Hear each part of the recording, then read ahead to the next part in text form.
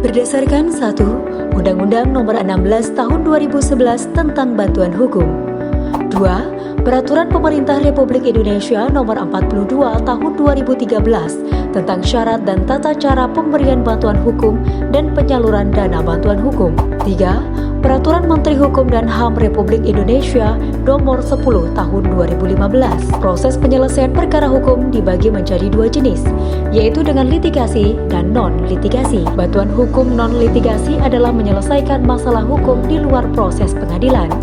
Tujuannya adalah untuk memberikan bantuan hukum kepada orang atau kelompok orang miskin, yang dilakukan oleh advokat, paralegal, dosen, dan mahasiswa Fakultas Hukum dalam lingkup pemberi bantuan hukum yang telah lulus verifikasi dan akreditasi.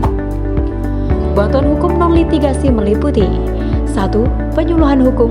2. Konsultasi hukum. 3. Investigasi perkara baik secara elektronik maupun non-elektronik. 4. Penelitian hukum. 5. Mediasi. 6. Negosiasi. 7. Pemberdayaan masyarakat. 8. Pendampingan di luar pengadilan. 9. Drafting dokumen hukum. 1. Penyuluhan hukum dilakukan melalui ceramah, diskusi, dan atau simulasi. Penyelenggaraan penyuluhan hukum harus memenuhi syarat. Peserta penyuluhan hukum berjumlah paling sedikit 15 orang.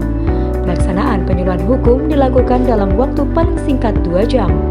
Penyuluhan hukum dilaksanakan di tempat kelompok orang miskin berada dan materi yang disampaikan terkait dengan upaya membangun kesadaran dan kepatuhan hukum masyarakat. Untuk informasi lebih jelas, kunjungi kantor wilayah Kementerian Hukum dan HAM Nusa Tenggara Barat. Jadi, ingat, bantuan hukum dibiayai oleh negara, tidak dipungut biaya.